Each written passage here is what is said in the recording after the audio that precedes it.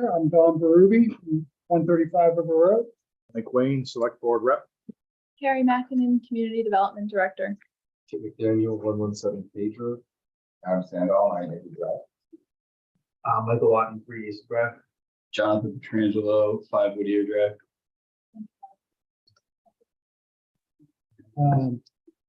We're missing a couple tonight, so Kip, you will be voting tonight. And with that, we're gonna jump right into public hearings. Application 203-23. What's that? Oh, 503. I should stop bringing my glasses. 503-23. Jonelle Auburn continues from August 24th. Minor 2-lot residential subdivision located at 10 Bevins Drive. Rick Geddes, 8 Blevins Drive, both. Gregory, 5 Blevins Drive, Road. I'm here representing my wife, Blueprint Homes, who is currently the owner of this property with Greg. So we were here last month, basically a 20-acre lot, looking to subdivide it into 10+ acre pieces. The new site has 4+ acres of buildable land on it. I realize on the sheet, we have some conditions that as far as cleaning it up, which we do once we get the bounds in and they get put on the new sheet for the Mylar. There's a couple of things that we have to take off the driveway, the utility detail, that stuff there. But that's where we're basically at. And we have questions from the board.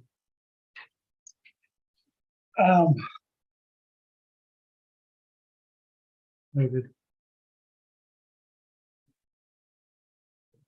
We had, I think we left this last time because we were concerned about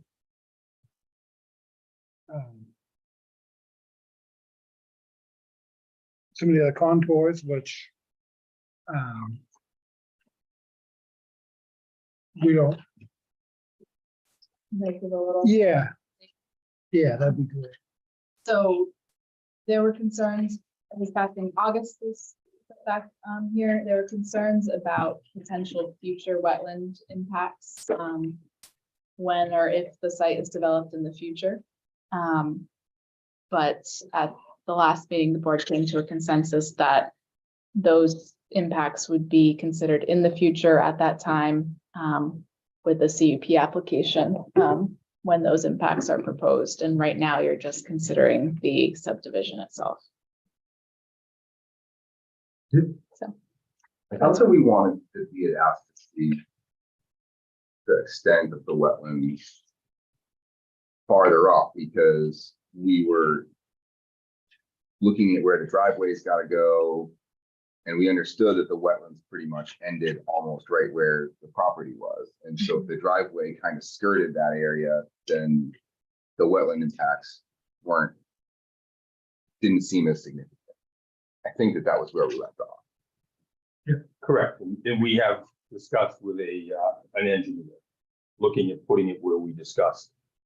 He doesn't see any issues as far as doing that. And we would do the application with the conditional use permit at that point in time, with a DEF permit application going into the state, which would be done by the wetland scientist. This was all done 2 years ago by a wetland scientist, so it's all still current. They have 5 years on the plan. That we can use the same plan and markings that were done on this one here. So we have been in touch with them. They don't see an issue with it. And my understanding is that we would deal with the particulars at the time of a conditional use permit, CUP. So if we're, just basically approving the lines and, come time, if they do develop it, they're gonna have quite a bit of work to do to. Correct. It would all be engineered, done by a wetland scientist under a DES permit and a conditional use permit for the town.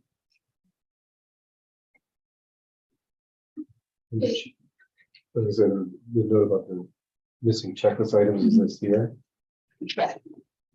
So I think those are the items you're talking about that would get paid up basically. Right, when we do the final, we hadn't, this was taken from the original subdivision when we just made it 2 lots. And he forgot a couple of things on it, which this will be cleaned up for the Mylar. Once we put in the bounds, those get marked and get put into here. and certified he signs it, survey that's been done. I would do that with Carrie at that point. Yeah, I would consider those almost housekeeping items. They were Correct. minor in nature. But they'll need to get that done to get it. Yeah, I would work with Carrie on that. I'll get the bounds done and have this done. Bring a copy, I'll email one over to you. Yep. And look at it, and if there's anything missing, then we'll finalize the rest of that when we get the final plan. The name gets changed on it, it's already been sold. Go under Joan L. Hoffman, Greg and. That's it. Yeah, that gets changed in the final print on the bylaw. Can you help? Mary, Yeah. why didn't we approve this last time? At the last meeting, you were definitely more concerned about the wetland impacts for future wetland impacts. And so you had requested additional wetland delineations, more information about this potential driveway. And then last on public session, reviewed advice from the attorney and came to a consensus that we would just focus on the subdivision at this time. And the letter to I remember.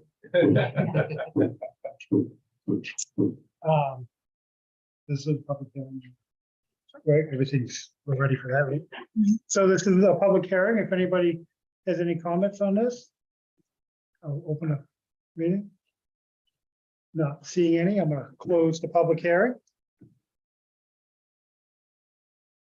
Now we just need a motion, right? So I'll accept it. What do we need? So do you want to list potential conditions before you jump right into your motions? Like it's better to get them laid out first. And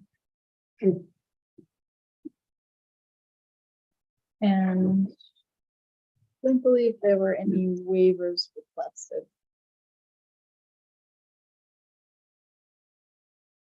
So what I had for potential conditions are where?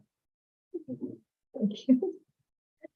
So addressing the missing checklist items, receipt of all the required state permits, comply with any department head comments, and professional stamps and signatures and owner signatures on final plan. And then, as always, would be to include the conditions on the final plan and to report it. So conditional use permit. Falls under. The conditional use permit isn't even, Yeah, it's just subdividing the property right now. They're gonna have to come back. if See they if want to want develop to- the lot in the So we don't have to future. make that a condition, they would have. I guess it was. Yeah, because there's no approved access to the lot. That's automatic, right, for driveway. Yeah, since it's a wetland process, you have to come back to a conditional use permit as part of the deed. Yes, That's It's not all- being proposed. it's all correct. The only other conditions is if we want to add those changes to before they do the final submittal, right? So if they want to, they're gonna update the address on the note 1. They're gonna update the plan to indicate the driveway on lot 27F rather than what was proposed, and then I just had the other note, but I'm not sure what that pertains to. I guess there's items that don't pertain to the subdivision Right. that would be removed.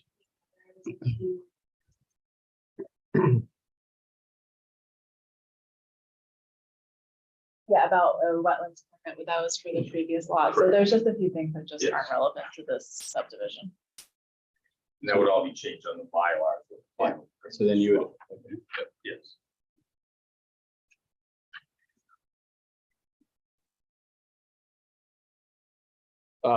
with those previously mentioned conditions, I make a motion to additionally approve application 503-23 with, as stated, those previously mentioned conditions, as the proposal complies with the zoning ordinance and subdivision regulations, given the plans presented and waivers granted. I'll second. All those in favor? Aye. Opposed? We can pay this. Thank you very much. Yeah. Thank you. No waiver.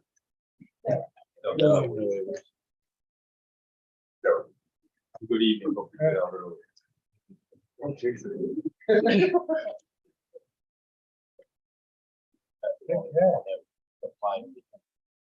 Moving right along.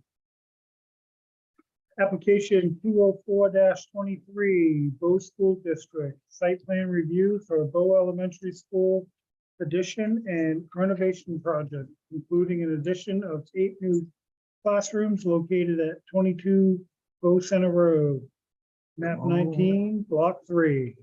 Have some boards. Do you want the easel here, or do you want me to just use the chair? I don't know what I do. Do that. I guess if you go on it, they can kind of spin like right where you are, so the audience I'm gonna steal you. can see it. and-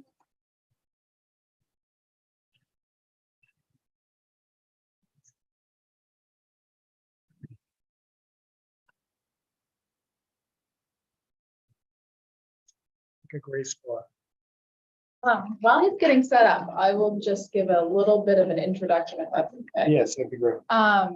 So this proposal is from Bow School District, so it is a governmental land use, which means that the planning board does not have jurisdiction to approve or deny this application. It's really an information sharing session and the opportunity for the public to hear about the proposal, ask questions, for the board to ask questions. And the board can submit any written comments afterwards that they want to about how the proposal fits in with land use regulations. But you're not here to approve or deny this application tonight. Okay. Just to make. That's why I wanted to make suggestions. We're open to suggestions for sure. So good evening. My name is Phil Hickey. I'm with the Turner Group in Concord. We're the architects and engineers for the project, and with me is Ford, the business administrator for C67. So just for show and tell, some of it's similar or same to what's up there, but I talked to Carrie last week, and one of the concerns, some of the abutters were concerned about how this project, the proximity to their project. So we just took an aerial photograph. So middle school, obviously Logging Hill Road, driveway into the elementary school back here. These tan, light orange. This is a classroom addition, a 2-story, 8-classroom addition on basically the front or the north side of the building. There's a very small addition to the office on the front side. And then in the back, out towards the playground, there's just going to be a new pedestrian bridge that's required for a second floor egress out of it. So I think you can see, track here, any impact to a potential abutter, at least in our opinion, should be minimal, if at all. Happy to go back to these or answer any questions. Can you guys all see? So kind of a blow up. This is very similar to what's on the screen. Just for some reason we changed the color. Track here. The gray is the existing elementary school. The access drive in the front. So 2-story, 8-classroom addition on the front of the building. There is a very small section in the front of basement that will be used for a fire pump. We're going to sprinkle the building. This building currently is not sprinkled now. So there'll be a very small section of that front of the building that will have a basement. And then this is actually a recess into the building. So we're just basically infilling the recess. There'll also be an elevator in the addition. The existing elevator is a concern. It's a nice way to put it. So this is the bridge out back. Again, this is an egress requirement. Small entry, small office addition here. And there's an existing covered entrance to the building now. We're going to add some storefront under that roof and make that a secure entrance. So it won't stick out beyond the existing roof, but there'll be a new set of doors as you enter the building. There's a little bit of sidewalk work at the entry point to get ADA access. And then the driveway that runs along the addition will be slid over and reconstructed, because basically the corner of the addition will be on the existing driveway. But we're maintaining the fire, fire loop, everything around the back we've been maintained. We met with the fire department and they're happy about the sprinkler system and things like that. So I think we're in good shape with the town. Anything to add, Dwayne? No, Okay. that's great. And then just so you can see pretty pictures, these are just computer generated renderings. This is the addition at the front entry. Just gonna give Lori a little bit more space in her office. And then these are this is this little box here in front is the addition. Here, Is the Here. fire suppression pulling off of its own dedicated well, or how do you guys? there'll be a cistern. There'll be- Yeah, so there'll be a dedicated water supply. We researched using the cistern at the middle school. But right now, given the cost of black iron to run all that pipe from the middle school, it was deemed to be more cost effective to put in its individual cistern. Doesn't look like it's changing the traffic pattern at all. Really not, Or not for, the only thing that will, the parking lot that the teachers use off to the side here will be lay down area during construction. So the teachers won't be able to park there. They'll have to park out front. But really, no impact to the existing driveway. We did have all the wetlands flagged, both in the middle of the island and then down by the track. But we just want to make sure we're not impacting the wetlands. The look will be the same. We're going to match the exterior materials, so. And I think just so, there is some reconfiguration in the existing school, so we're adding 8 classrooms. But the net gain to the school is 4 classrooms because of some of the reconfiguration for sped spaces and other things in the existing building. And this is pretty much connected by a hallway. Right? Exactly. So that recess that goes in, there'll be a hallway that comes out through the school, and actually the new elevator will be just inside. If we were going to reuse the existing elevator, which is by the stairs now, we would have had to enlarge the shaft. And that would have been a tall task. So we just thought it would be better to move it out.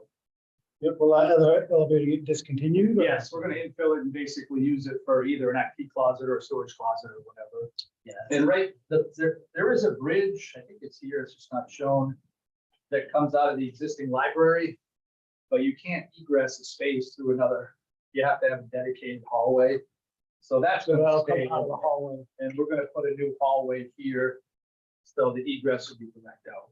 The new hallway actually goes through an existing space that we use for specialized program, Right. OT right now, but so that basically is gonna be a space we're not gonna use. And then the elevator, I don't know if anybody's been in the elementary school elevator, it is really small. It doesn't meet any code now, and we have trouble maintaining it because it's 1979 elevator parts and things like that, so this will be great. Yeah, rides in the elevator are free. If anybody wants to go on the little cockpit way, he'll happily put you in the elevator. During construction, is that existing driveway that's there, is it gonna be closed off? This one, Yeah. yeah, the contractor will fence this off, and because, right now it kind of goes through the corner of the building. So, yeah, they're gonna close that off. And they'll probably rough this in and then use that back parking lot for laydown area during construction. And what's the construction timeframe? So bid pack, what we call bid pack 1, which is site foundations, structural steel, and exterior envelope is out right now. We are expecting results next week. And the hope is to break ground in about a month. So the thought is to get the concrete in the ground before we have to deal with really cold weather. And then they can work on the steel and the envelope through the winter. And we still haven't got a substantial completion date in the contract. We're still working through that, but I think the estimated completion date is January, February 2025. So it could go later than that, but Yeah, we were ready for that. Yeah, as anybody, I'm sure that's dealt with the school knows, there's no space right now, swing space, if you will. So once this is complete, they can start moving kids in and then working in the existing building in limited areas. It's been a while since I seen. And we're gonna, Again, Don, stop by. we're gonna do the office space right out of the gate as well. So we're gonna have a temporary office as well. Move that. So it's gonna be one of those you move here, over there. But we've got a good plan that, Yeah. that the CM and Turner have helped us to develop. So. There's more question from one of the other kid entering school in 25. I don't know. What was, so it's net 4 classrooms. What was the calculation Yeah. to say that's enough for a certain, Yeah. hopefully a long run? That's a good question. I mean, right now we have 28, what I would call 28 classrooms, 28 classroom teachers, K through 4.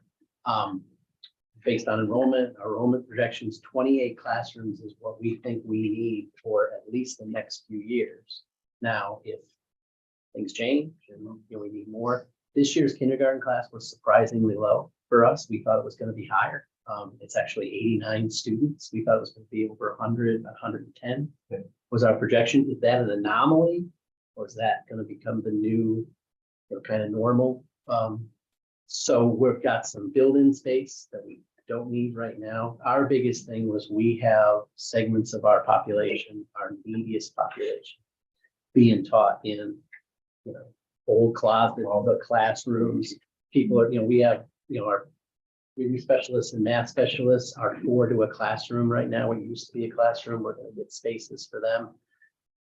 We're going to get music off the stage, which I don't think it's ever been off the stage, at least since I've been here in 2005, I came. So it's a very exciting for us to be able to program better. But I think that is an unknown sometimes when you talk about enrollment. We've been different than I think a lot of districts in the state where Bo's enrollment has stayed steady or gone up. And that's discounting when Dunbar comes in 7th grade. That's K through 6. And so, for us, I think this town has an asset. And this, I think, is going to help us, continue to flourish with that, hopefully. Yeah, people may or may not know, but the school itself during COVID, the roof was replaced and all the rooftop mechanical units were replaced. So that's done. I just have one additional question. Did you give thought to, like, during the sporting event time frame? Typically, there's a lot of people that are parking back in there, especially if they're T-ball or whatnot up on the field. I imagine a lot of those people try to park over on the far side of the school, even though they're not technically supposed to, like where the turnaround area is. You get the Yeah. hammerhead. Yeah. Did you give thought of like having some set of like segregation or something over to deter that from? So Do you just so understand? I know for sure, if I'm looking at the Yeah. building, we're talking the left side of the building. Right over here. Yeah, there. Yeah, Yeah. so we've actually done we did a parking walkthrough, so to speak. So the parking lot that DEW is going to be taking over, and we're not going to be able to use it. We told all of our staff, you can't park there today. You got to park in this lot. It impacts the Memorial School a little bit. One of the things that we talked about in the area you were talking about is there's kind of a grassy round area up past the well. We're talking about plowing that, actually plowing it. We think we can get like 5 or 6 cars in there, but it's not paved. It's not a paved area, so it's not ideal. The temporary entrance is going to be also on that side of the building, kind of if you know where the dumpster is and where they do deliveries for food service, it's going to be to the right of that in what used to be the preschool classroom. So yeah, right over there. So there's going to be parking over there for visitors and handicap parking, and office staff's going to park somewhere over there. The hesitation I think I have a little bit too is in that area is also our well out into the woods. If you if you are inclined, you can kind of take a little walk out there. Our well's not too far into the woods. So that area's got a lot happening during the school day. Yeah. But after school, I think our encouragement is going to be to use that main parking lot if possible for people. Because really the only access now for the fire department or an ambulance, if they had to get. Yeah. Was this way. What I was alluding to is I just know because I've coached softball up on that field, Oh, and sure. I've seen a lot of parents park there in that bottom lot. And then you've got lacrosse going on at the same time down in the track area. And then you had Girls on the Run, which was operating out of there. my point is all of that's gonna be relocated, and I think you're gonna have a tendency of people trying to park up where they're not necessarily supposed to on the opposite side to try to get easier path to the fields access. Yeah. So, We could have that That's good. sign during construction too. We could make sure that Yeah, there's definitely gonna be signage that the CM is gonna put up for where they want deliveries to go, and they're basically shutting down that. Their kind of part, definitely to traffic, so yeah, that's a good point. Is the, and I would imagine it would be, like the construction area will all be fenced in. Correct. Obviously, student safety Yeah. is the utmost importance. Yeah. So absolutely. And Dean, you've done school projects and they have a great safety plan when dealing with students and children and the contractors. So. Yeah. Yes. This is open public too. Yeah, so this is a public hearing, so if anybody from the public get questions or comments, this is the time. Just came to here, all right? No, Bob Cheney there, 3 career drives, so it's snowmobile trail.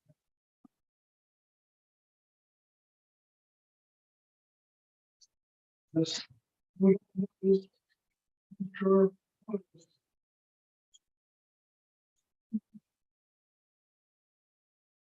The presentations, we had most of our questions answered.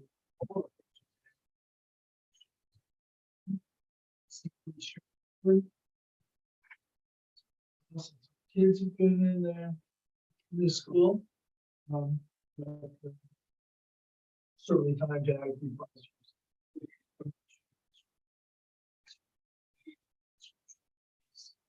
Raise it.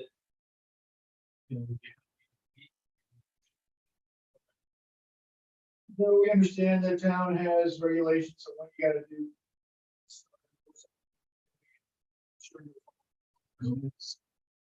It's me for a year. Be will be, it's important, get the class.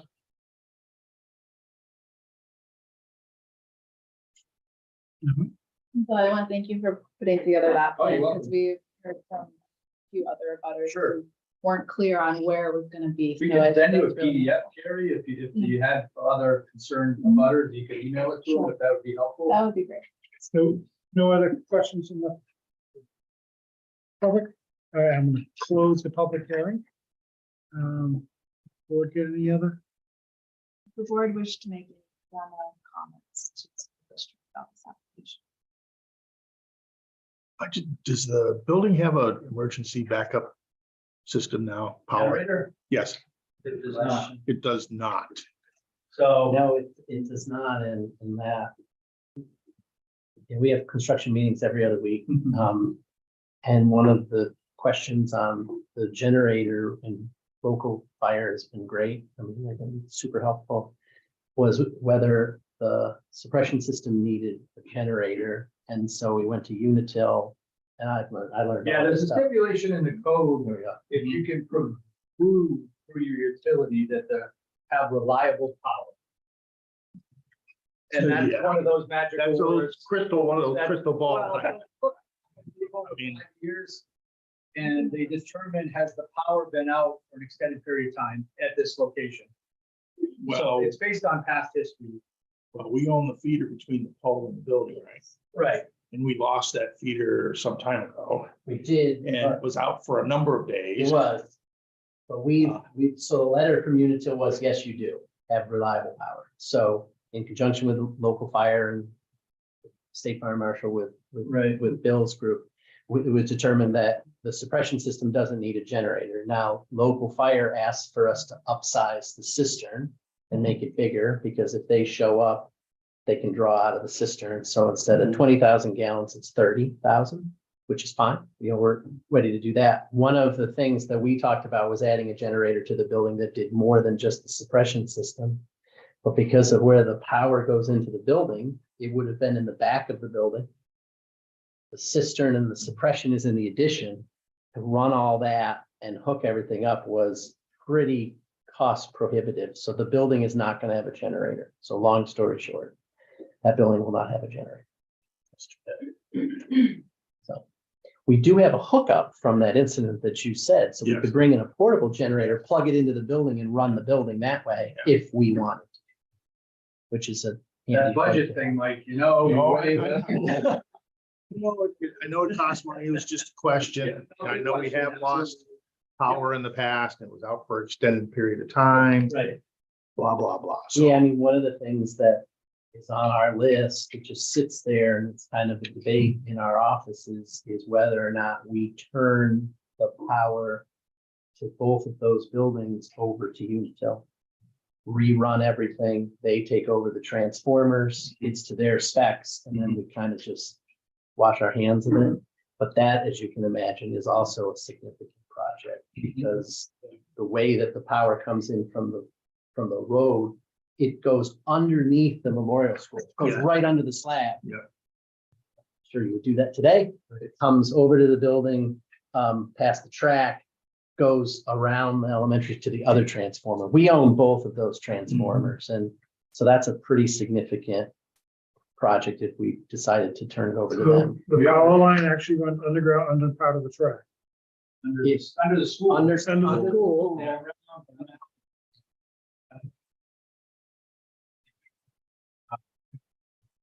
Mike is part of the project. I see you're upgrading the service station, right? Yeah, well, yeah, it's funny, again, where it runs kind of through the school, under the school, to the other school. Yeah, so we figured we should do that. I mean, one of the interesting things is we get one power bill for two really significantly sized buildings. It's on 1 meter. It's not broken Yeah, it's up. at the road. So it's like, Yeah. And it spins So really you fast. can't, yeah. That is kind of, We did. we never. do that. No. I mean, there's so many things that's like, no. But we do get a discount on the bill because we own the transformers and own all the lines, but is that worth it long term? I'm not sure. That's, It's a pretty significant, Project. It's tied, but it's really, we reviewed it in the CIP planning last night and decided to leave it in the budget for the future as just planning. generator. Both the Electrical. Generator. both the generator and the transmission Okay. because there's a cost associated with that. But Yep. like he was indicating, it's pretty significant, but we chose that we wanted to leave it in part of the future planning because there's gonna come a point in time where it does need to be replaced.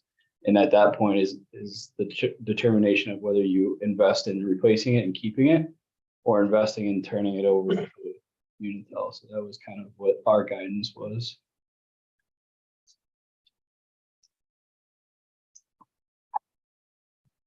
And the transformers and the transmission lines are all big enough.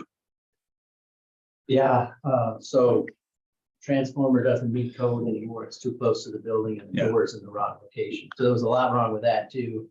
So we bought a new transformer for the project for BES. They have to move it to a new pad away from the building. They have to run new lines to it.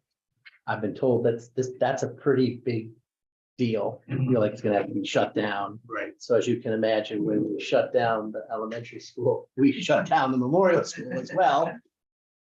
Probably like to do that over the summer, would be nice. But the transformer's here, we have it, it's at the transformer company, they tested it, so.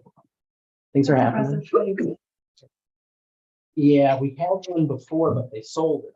They're very apologetic, and then they found another one for us, which was great. Because From Wayne's work, he was able to get that to happen, so that's a big one today. Those can be very, very long lead time items. well, the phone call when he told me that they sold it was not great, but it worked out. Like, what are you talking about? Sorry. and how much do we profit off the sale of our transformer?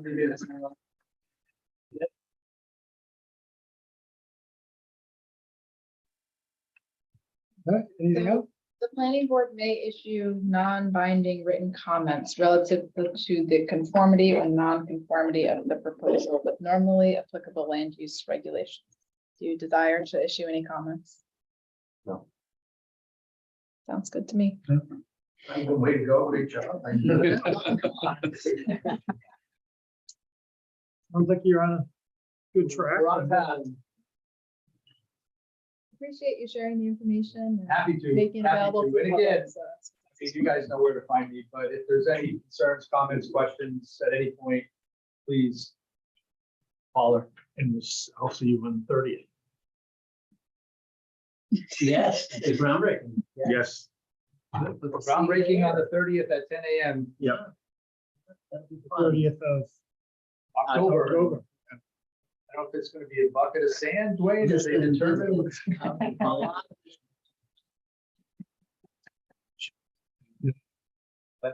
There'll be 400 children with hard hats, from my understanding. Great. So it should be a lot of fun to see. So that'll be fun. We'll see that. Thank you very much. Two. Upside down.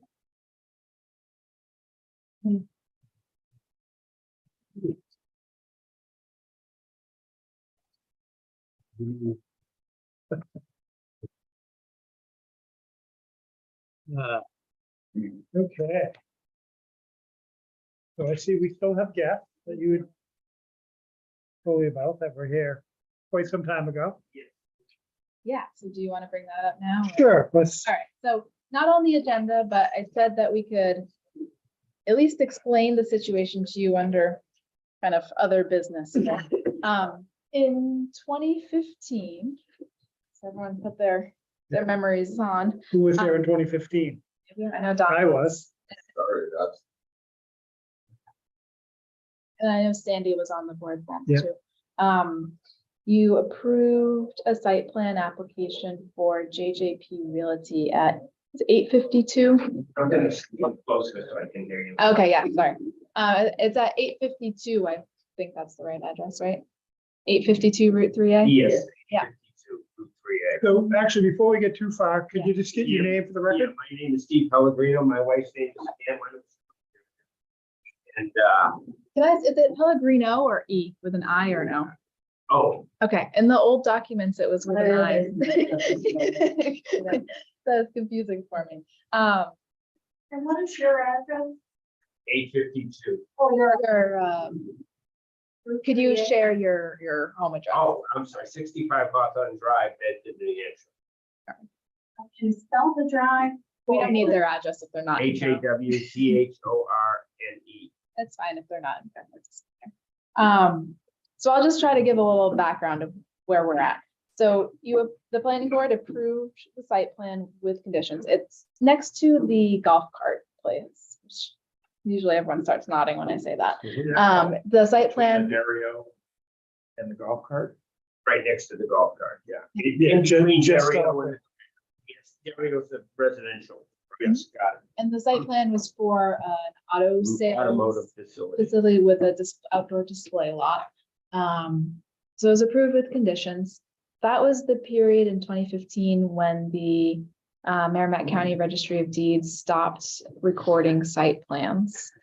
So there was some confusion around that at that time, where they tried to record a site plan that got refused. The town was scrambling, trying to figure out what do we do if we can't record them. And so then they came back a couple months later in September of 2015, and the planning board, they did a modification to their site plan approval where the planning board said the building inspector may issue a building permit without a recorded site plan, but not a CO until you have it recorded. So just to let them get started, buy them some time. After that, they're on the Mylar plans, which typically after all the conditions are met, the planning board chair would sign the Mylars, and then they used to get recorded, and now we record the notice of decision at that time instead. So the Mylars were never signed. We have them here, but the planning board chair did not sign them. And there's a sticky note from Brian Westover, who was the assistant planner at the time, that says planning board chair didn't sign due to grading at the wetland buffer. What we don't find is any sort of correspondence after that point as to alerting the owners that there was maybe a concern or a question. I haven't been able to find any of that correspondence. The owners were under the impression that everything was approved. And they did not know that there were any sort of a problem. So now they are trying to sell the property with an approved site plan. But we don't have a signed Mylar. And it wasn't recorded yet. Right. We Exactly. didn't ever know about the new procedure before the meeting. The town never. Yeah, it was a pretty confusing time for the, I can see that. I in I the think we were one of the correspondence. first to experience this with the county. Yeah, Yeah. yeah, I've seen the correspondence. Everyone was very confused about that during that time. There's one more thing. Say, I'm the real estate agent that. But Could you just give your name for the oh, my record? name is Michael Travis. I'm Berkshire Hathaway. And so I came across all this stuff. One of the comments that were on the sticky note that nobody knew about was that there was and some markings on the plan saying there was a question of the elevation of the parking versus the wetlands in the buffer. However, on the plans that already existed, answered all of that. Because there was a question on, there's a 6-foot elevation and a question on, how any sort of like barrier was going to be built. That was already with the plans. All that information was already there. Now, I'm a real estate agent going in to look for the, what's on the thing. And there's no reference to any of those issues. It just ended with conditions that need to be met, which were also already done. So that's where all the confusion came in terms of things weren't being signed, and I didn't even know the process about that, but I learned a lot. One thing I would like to say, we started this project in July of 2014.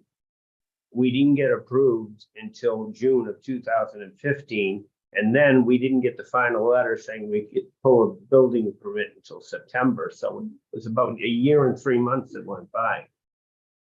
when did you put in an application for site plan application? 14, July of 14. I don't know what that's.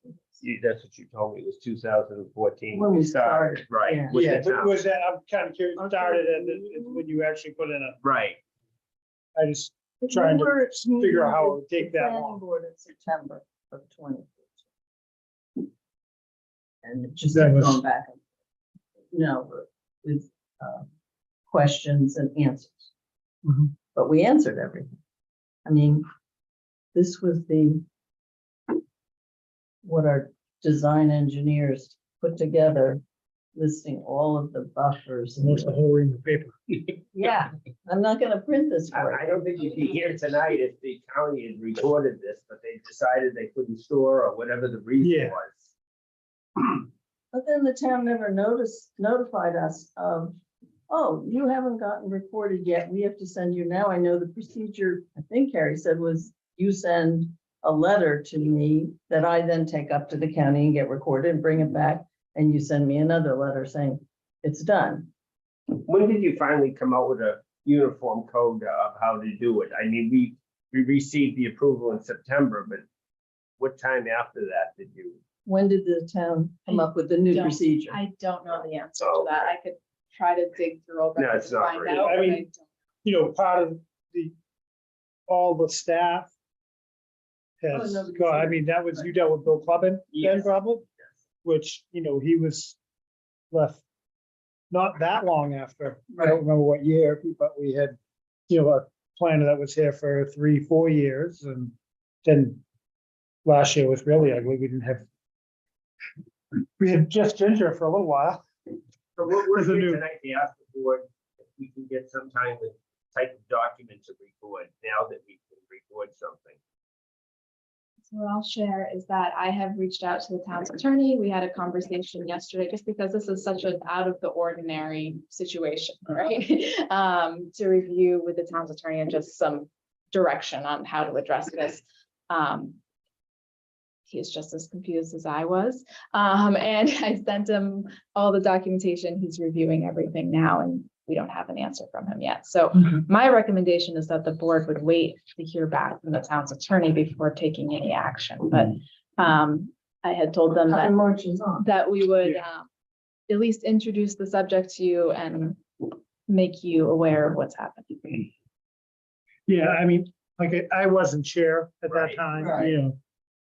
I do remember the application and kind of curious, you know, what happened, you know. Which it was more your potential buyer was Right. the applicant, Right, and, you know, was kind of curious to, you know, see what was gonna right. go with it. And, you know, all I knew was they had backed out and weren't Right. gonna do it and wasn't, you know. So I have a new buyer. I'm looking at it with fresh eyes. And Yeah. I'm coming to the town office and I'm seeing what somebody else would see.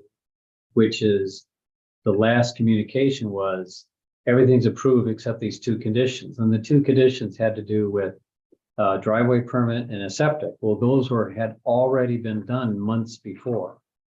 On the Mylars, which she found. In the basement. They were in the basement. That was, you know, someone had her keys, but she did a great job finding them. It's at that point that we're seeing a handwritten sticky note, which I don't believe is an official document, that said, Unsigned. that says, Three-way planning check or- board, or chair, I have a picture of it. I did not sign it because there was a question having to do with the elevation, and it had like a Xerox of where the parking lot was. Yeah. Oh, yeah, I sent this to you. It says, this was on 10/1/15, Three-way PB check. chair did not sign site plan Mylars due to the grade at wetland buffer. Okay, now, on that same plan, well, there's a notation, and it showed, there was like a Xerox thing that was in there that showed where the parking areas would be and showed where the buffer begins, and that there was like, when you see the elevation lines, there's like this 6-foot difference, and that's what was being questioned. But on plan page 3, it has all of that information. Retaining. The retaining wall, yeah, that's the word I couldn't read. That's And the right. retaining wall, in fact, it says on the, you know, plan that's like, there's a 6-foot difference. Well, yeah, because if you go to plan 3, which is referenced on that page, there's a retaining wall design. Very nice, you know, done quite So nice. Stuff was there. And it even, there was like all kinds of information from the Pictures. company that makes it. And of course, this is stuff, you know, they make these here in New Hampshire. So it's, you know, retaining walls is something that they know how to do in New Hampshire. So all of that was already on the plans. But there's no way for them to know that they weren't signed. And now we're many years later, and I don't know how it didn't get caught before. Maybe somebody didn't look for sticky notes. I don't know, but that was like, you know, the surprise that, oh, and I didn't even know the process of like, you know, that they're signed by this, and then from there, and then that's when I discovered the whole thing about the, you know, Yeah. not being able to record that kind of stuff. So there's a whole bunch of stuff going on, but certainly I, as a real estate agent, can't move forward with an offer without understanding what state it's in. Yeah. Because if it had to be redrawn, I mean, we talked about, well, you just have to resubmit everything. Well, that, you know, I don't think it should have been. So is your potential buyer basically looking for the same type of use? Yeah. Yes. Okay. Yeah, and he knows if he was gonna change it, then you Yeah, have to go that's- through the whole process, which would be, there was already another plan for storage facility, which is all good, which also just had a sticky note that said, you know, never recorded. And so we're going, heck's going on with this lot that nobody recorded anything. But that's when they bought it. So the previous person, it was like, it's like, nobody wants to record whatever plans are on that land. So, you know, I mean, it's like, but this is 2015. I think, well, I was still, I Yeah, did it have is a a- driver's license then, but you, actually, for many years, but, we're, you know, I'm looking at this from, because I'm not their listing agent or anything, I'm just, I have a buyer and I'm just doing my little due diligence for my little buyer and we just come up with that. Now, of course, if it had to go through resubmitting all that kind of stuff, that, you know, I'm not their listing agent, but it would directly impact the value of their property with the plans, which I'm sure they spend a lot of money on thousands on plans. It just seems like the ball was dropped somehow without them ever knowing, and they wouldn't know. And even me looking at the file, because I look at files all the time, I'd say, okay. Before she actually called me, you know, the listing agent gave her my phone number. So that's how I was able to find out more information directly from All of her. his questions I could answer. You know, was there a retaining wall? Yep, it's right here. Yeah, it's about 6 feet, you know. Here's its plan, page 3, go Yeah. to page 8, listed. The problem is, at the end of this sentence here of our final approval, it says that the building inspector is authorized to issue a building permit without recordation of the site plan. However, certificate of occupancy will not be issued until a recorded plan is submitted to the town. Let's do it. Yeah. What's the problem? It's a site assessment, it's not, the site plan isn't, that's the first. Well, no, they have, the town's procedure, according to Carrie, is they issue me a letter that I take up to Merrimack, get it stamped and approved and recorded, bring it back or a copy to you, and then you issue me whatever this last letter is, right? Yeah, basically. So the thing that's missing though is the signature on the Mylar. That is the approval. That's the, that's the golden ticket. And that's what's missing. So after the plan, the final Mylar is signed by everyone, the owners, the engineers, the planning board chair, and the building inspector, then we create a notice of decision that's formatted the way the registry likes it and give it to you So, to record So, and the only signature that's missing is the chair of the planning board and the building inspector. and the as building well. inspector. So is this thing built? no, No, it's plain land So doesn't the, that we were selling with an approved building permit. doesn't for- the conditional approval expire? No, So If you don't if get a you building don't, permit? if you don't meet your conditions, and get the final signature on the site plan, there's a deadline for that. 90 days, the planning board can extend it and frequently does. Not for 8 years usually. A site plan approval doesn't expire, but there's a vesting clause basically in the RSA's that say that, I don't know if it's 5 years or 6 years, where you have to basically comply with all the current regulations. So the approval doesn't expire, but if there were new regulations that affected the site, that they would have to comply with all the current regulations. But a lot- But if I had a signed page from the town, that wouldn't apply to that? You have to have, I think it's substantial completion. You need to have work on the ground to get vesting.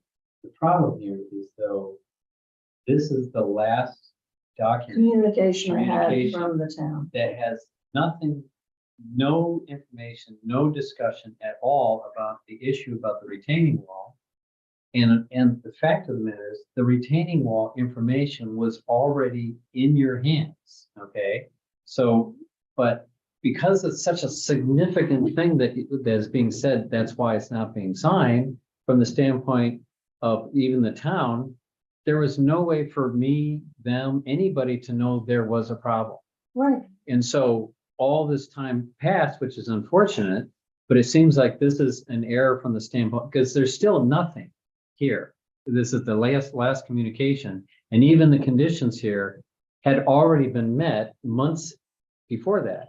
So there's no way for anyone to know that there was an additional problem. And I And- wasn't notified by the town about, okay, now you can record it, we have this new method. And they initially said they were gonna let us know what they were gonna do, and we never heard from them. That's why I was asking you when it changed. And I said, well, maybe they don't record anymore. We No. assumed, right. I don't know. because the last thing you have says that You don't have to record it. until you don't have, yeah, you just needed to record it to get your publishing Right. permit. But the issue about this unsigned Mylars, nobody, they didn't. No, In fact, amazingly, for 7 years as it's been listed, nobody knew. And so it really came, but just- however, people who were gonna buy it came to the town and saw that sticky note on the Mylar, found it hadn't been signed. I didn't ever find out about it. They just said, oh, there's a wetlands issue, there's a wetlands issue, and they stopped, they didn't Yeah, buy it so that would have. over the years. affected- It's at least 3 times. Yeah, so that would have affected, if a buyer came and looked, and actually my current buyer even asked a question about the wetlands, and well, what's wrong with the wetlands? I thought it was because the back end was wetlands. I said, well, that's not really an issue because you're not gonna build there. But even he had mentioned that, so, and I don't know how that came about, but to me, what that immediately tells me, as I'm looking, if I was a listing agent for somebody that 3 people said there's a wetland issues, that there was an issue that I didn't, know, and maybe that would have, but clearly they have come to the town and without communicating to whoever, they just left and decided not to buy it. So it did impact them directly by not having sold this probably 5 years ago, but that's a different thing. Right. What I see as just an outsider coming in, looking at this, that there is a problem that should never have been a problem, and it was never addressed, and all the people involved are no longer here. Again, I don't represent them as their real estate agent. I'm representing a buyer trying to look at it, and I'm finding, well, this is a problem. But it's been so long that, if you just go black and white, well, there's rules about it, it's gotta be. But this seems to have been an era that started with the town that was never addressed ever In 2015. in 2015. And it Yeah, should- obviously it's, an issue, and that's why we need to, get correspondence with the town attorney and, hopefully it can have a good outcome for you and, Okay, great. and get it, that's, It's an unfortunate Yeah. situation. It's hard to go back in time and try to sort out what happened and why, but Yeah. I think we'll just get some advice from the town's attorney and go from there. That's And- the best we can do. and I mean, I don't, I can't, speak for everybody, but I'm pretty sure, to do that same plan that was approved, if it had to come back for something, it could be done pretty easily. You have everything. The town wants things to go in. Just will add that a few things have expired. Your wetlands delineations are only good for 6 years. The septic design is I expired. knew that. So there are things that will need to be Yeah, the updated buyer- regardless. And the buyer knows that Yeah. as well. I mean, because I know, septic's lasted 5 years. and Yeah. stuff. And it's probably not, and actually the technology is way better now than it was then. Right. And you have things like, porous pavements that can help with wetland issue, there's a lot more available now that can make things even better. But if as a result of all this, that they have to re-engineer, that is a significant cost, way more than probably what they already spent. And that's just a different problem. There's time, there's money, and it seems like it should never have gone to that. But, and probably impacted directly at least 3 buyers from even pursuing it a long time ago. So they've held on to this, they pay taxes on it, and not even sure the engineer's still alive, but it's, I don't either. I was afraid to call. So, I'm just here to, because I experienced it as she did firsthand. It's like, oh, and then it's like, well, yeah, there's a 6 feet. Then I called, well, there's a 6 foot thing. And then she said, well, yeah, because if you look at the notation on the change line 3, I mean, I'm not an expert in reading all the, I mean, there's more lines than I know what to do with, but she knew all that stuff, and it was never all this time ever addressed. And so now it's affected. Hopefully it will be a quick decision. Of course, yeah, now we're dealing with expired. I mean, if It's still an old site plan.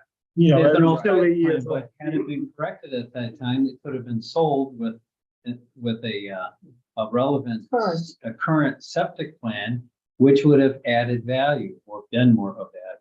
Now it has to be redone. It's not necessarily easy, hard to do that kind of stuff, but it's recertifying. I do a lot of waterfront properties, so I know that it can be easy or not. It's not that expensive, but it is an expense that probably would have been avoided 5 years ago. Bo still wants to see commercial come in, and land get developed, so. Right. It's not, I don't think you're gonna have a lot of hoops to jump through at the town level of this, you know, it's a. Right. Okay, we'll wait to hear from you. Yeah, I'll stay in touch. What's the time frame? I mean, he's kind of wanting to continue on. I wouldn't think it would take that long for the attorney to get back to you, right? They are very busy, but he did say that he recognized that it's time sensitive Right. because there's a sale in the limbo here. And he told me he would review it as quickly as he could, but Good. sometimes it takes a couple weeks to get things through because they get a lot of stuff from us to review. Yeah, and of course, you know, the value, the commercial value 8 years ago was different than now. You know, the whole industry is different. You look at interest rates and all that kind of stuff, but it's unfortunate to see that this happened. I'm glad we've gotten to the point where we can understand, because it was a lot of like detective work to Mhm. figure out what could have happened. A lot of emails. Yes. Text. Okay, All right, thank you so much. thank you. This, by the way, is not the chair. It rolls nicely. It does.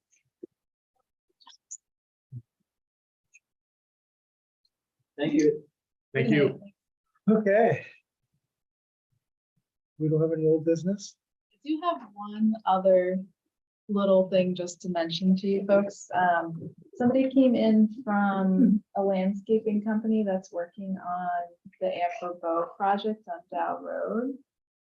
And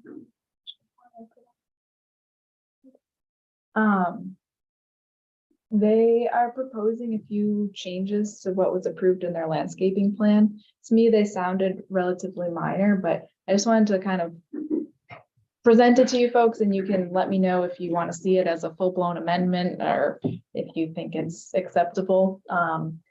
They sounded like improvements to me. So you require that all parking areas shall have a landscaped perimeter 10 feet wide. And so let me make it bigger. You will see here. There's a small strip here that is not 10 feet wide. That is the landscape strip on the around the parking area that they had proposed. They're saying now that that's where all of their snow is going to get pushed, and they would instead like to landscape in front of the building to kind of soften the edge of the building visually. And to move these trees out here, there'll be an additional tree. And then there are some changes over here. This landscape strip, he said the only creatures that will see it are deer, because it's kind of behind Unless everything. you're going there, nobody's gonna see any of it. So he felt that that was not really worthwhile there, and instead wants to put an extra tree here. And it's just that there were relatively minor changes, but basically just shifting the location of some of the plantings. And it sounded like a better plan that he was proposing, but I just wanted to see if anyone was concerned and wanted to see a full-blown modification for this or not. I don't. I didn't think The so. zero will be fine. Is that, so they're not, I'd say they're not avoiding doing their required landscaping, they're They just just changing the change. location of it to make it more logical. So they don't plow it up? Yeah, exactly. Yes, So yes. it sounded Making a- very Making logical. a vegetation landscaping like last winter would be, Yeah, and they're switching up some of the species to be better suited, adding. You know, additional trees. yeah, don't bring any invasive species in. Yeah, they're doing all natives. So the biggest thing is that instead of around the outside edge of the parking lot, be against the building instead. So, Where they're not gonna plow snow too, yeah. all right, sounds good to me. I think the only other thing here, minutes, but So at New your- business. previous meeting, you tabled the August 24th minutes, because Sandy was not here. She did provide some edits. She's obviously not here this evening, but she did provide, I think, some good edits. If you get a different click on the printer. I know, Ginger, they're flip up. I don't know why that is. We'll figure it out. You gotta keep There's everyone a check on. mark someplace. So make sure no one falls. They just changed the So name. she wanted to make some edits. She was not. She was at the meeting with the minutes before. She was not at the meeting afterwards when the board was reviewing it. And everyone knew that she was. She, in general, I think summarized some things more clearly. Mostly.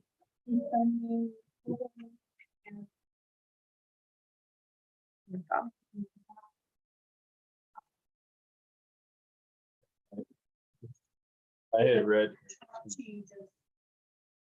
Just summarized. And change some of my stuff on that. I was fine with her edits. I guess my only question though is pertaining more towards the October 5th minutes. Did she review those because she was here? And the reason that we tabled the August 24th was to allow her edits on that. I don't see any edits.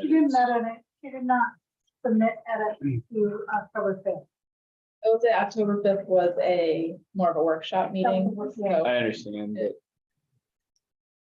I just was curious. If she had a chance.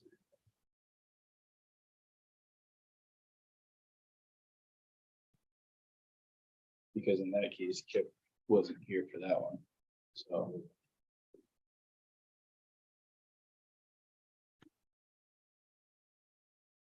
So you wanna say, I make a motion to approve the minutes from August 24th as amended. all those in favor? Aye. Opposed? Yes. Kip is I the get to second. vote, on I that. try to do it. And then for the October 5th, I will vote to table those. Motion to table. Oh, I beat you. Well, you can still second. All right. You do have, anyways, all of those in favor of tabling minutes? Aye. Opposed? I'm still. I only. Guess we're not talking about that tonight, though. Did you have a chance to review those? You did. That was gonna be. The 7.25. Were you able to look in for the solar? Oh, yeah, I gave her a bunch of stuff. Email open to your like half written all week. It's just stayed open on my computer and I've never finished it. Oh. But it was, I thought mine was happening. no, my response back to you has been half written all week, but thank you. Well, at 8:10, we only need one more motion. Motion to adjourn. Kip. Yep. All those in favor? Aye. And this was supposed to be the busy, like, we had a whole bunch of stuff.